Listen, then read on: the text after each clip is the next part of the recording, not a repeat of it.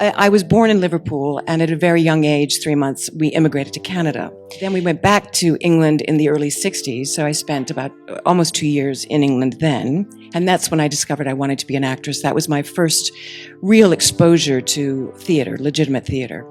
And then I came to New York at 16 to go to theater school. I was accepted to a school, and I graduated, and I've been sort of working ever since. But that triangle in my life has continued. Those three cities. The goal was survival. Not a bad goal. Yes, and I thought, well, I was trained in the theater, and I love performing live. I get such a thrill out of it. There's nothing quite like it. I love to tell stories. I love the very organic approach to working in the theater, which is this wonderful artistic adventure that you all go on with complete strangers, with this usually a better piece of writing than you will find in film, in theater, mostly classics, so that I enjoy doing because they have stood the test of time.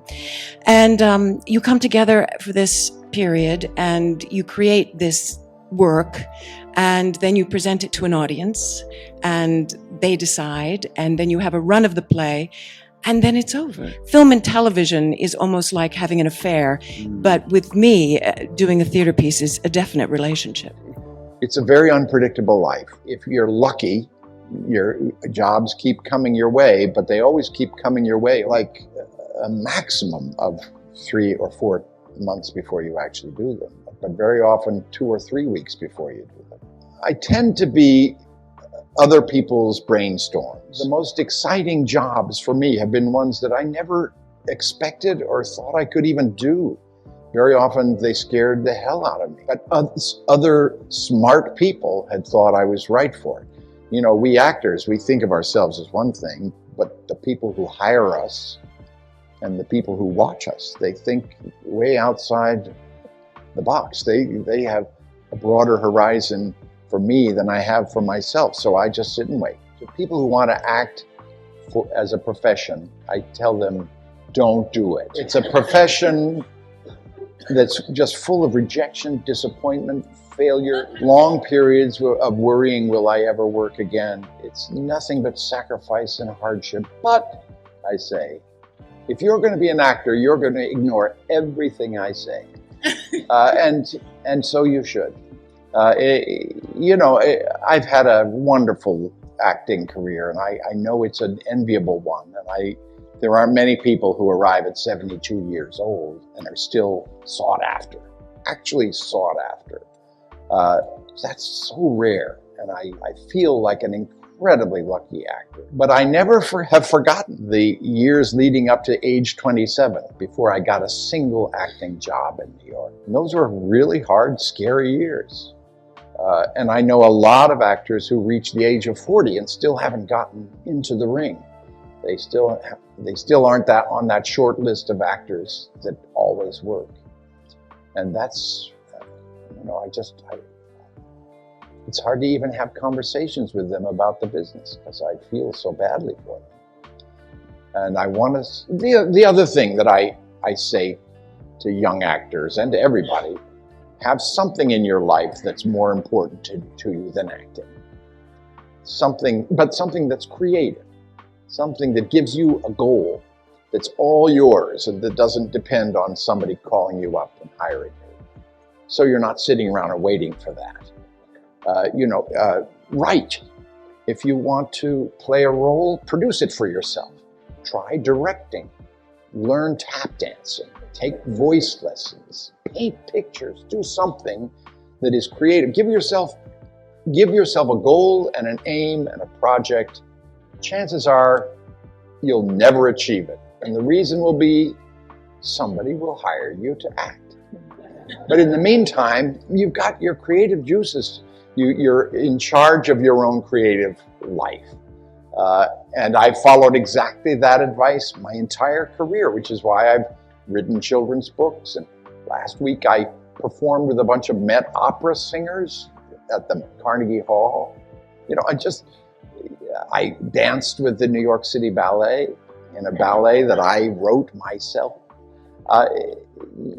Just constantly, just make life exciting for yourselves that does not depend on other people's hiring you, because the hardest thing to live with as an actor, the hardest thing to deal with is being rejected by people you have contempt for. Find ways of avoiding that. That's my advice. No, if I never did anything else in show business, I would be proud to say that I played that movie and made some people happy with it.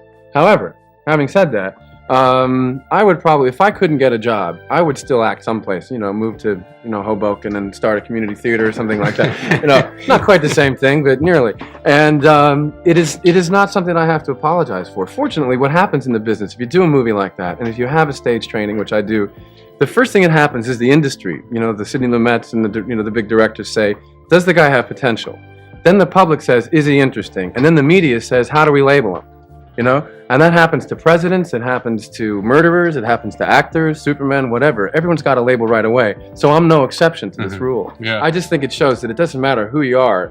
Why does Time Magazine, for example, call everybody by capital letters? You know, actor so-and-so, fated film star so-and-so, 77, you know, a label and an age right away. So they're not ganging up on me, is what I'm trying to say. It's a great feeling. It's a great feeling when people react to your character or react to the film. So it's a great feeling that people are liking the film.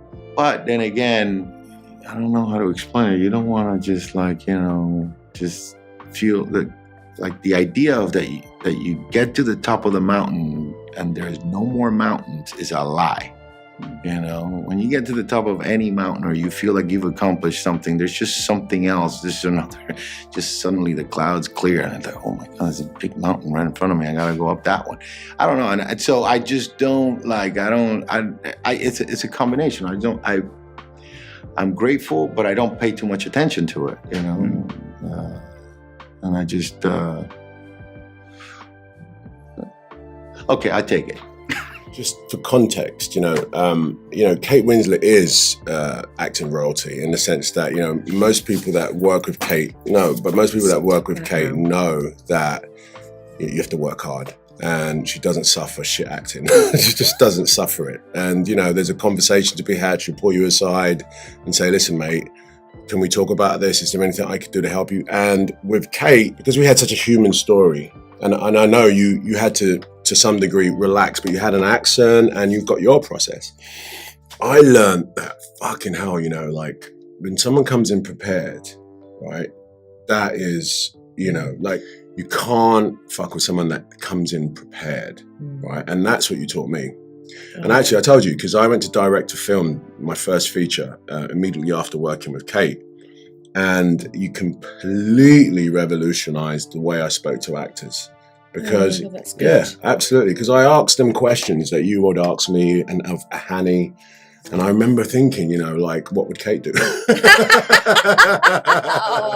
What would Kate do? And I'm not bullshitting, not just for the cameras. It was really definitely, it was really life-changing, not career-changing, but just my process has been adjusted since working with you. Oh, I'm really pleased. Yes, my love. The question that I get asked most often, and I think most actors get asked most often, is, how do you remember all those lines? You don't try to remember all the lines. You look at what's on the text. First, you read it and you try to understand it.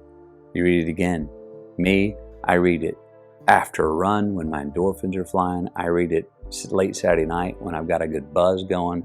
I read it when I'm feeling, you know, right after church, when I'm feeling in a very forgiving mood. I'll read it when I'm mad, sad, glad, tired, happy, excited. That means I'll have a different look at the same scenes because I'm in a different place. I gather all that for weeks, if not months, before I start really locking into making decisions on what my character would or wouldn't do, on truths of my man, as I call it. And you have to watch in a script not to grab a hold of things that you want to take literally too early because you don't want to get bound to anything. You want to stay loose. Well, over and over through repetition, you know the script, you know what it's about. It's not about knowing the lines. What's the scene about? What does the character want out of this scene? What's the obstacle in front of this character to get what he wants? What does the character need in the scene? And then overall, what's happening in the scene? So if you do it over and over, it's never about memorizing the lines. It's understanding what the hell you're saying and what you mean and what you're trying to get and what you need, why you're having trouble getting it. How are you going to get past that obstacle to get what you need? That you do that enough, the lines on the day are like Elie Kazan says, they're fringe on the carpet. I mean, they're just words. That's the difference from writing and acting. The actor brings a bloodline to the role. It's as much about what we don't say as what we do. If I can pull off a paragraph, the meaning of a paragraph, with one look, go with the look, not the word. I always say it's not about memorizing the lines. You don't think about memorizing the lines at all. I write a lot. I break down the scripts and scenes. Most of my scenes, I'll have a version that's 8 times longer than the scene because I've rewritten it so many times in so many ways. I may not say anything that I rewrote, but everything I wrote tells me more, informs me more on what was on the page. The camera is very like somebody just in the room with you. It concentrates very partially on you, usually on the face. And the body can be doing what it wants. That's why so often when wonderful film actors step out onto a stage, you have the same reaction as you did with that young girl who's only acted 3 times. And you say, what's happening with those hands? They're usually twitching because they're getting rid of a lot of nervous energy. In which case you put them in your pockets. I look at these things when I go to see plays, which I do a lot, that so many actors don't know what to do with their hands. I try and tie them up to my thoughts and my imagination and my face. Of course, having achieved a certain relaxation, I might decide to signal something to the audience which they should receive. But they should understand that although I am very calm, I am, the character is a little bit nervous, so I will throw out the body language that we all know about these days. All the great actors, right from Richard Burbage, who was the first man to play Shakespeare's parts, right through to Olivier, Marlon Brando, whoever you take as the latest exponent of great acting. I'm mainly talking about the theatre, have been praised for their reality. They are so truthful. It reflected the age in which they lived. Today, it's all twitches and body language. Visions of reality change, and the reality today is all governed by this thing, the camera. It can get in very close, and it can guess what is behind. Everything is ambiguous. Everything has to be guessed at. Everything is subtle, and even then we may not reach the truth.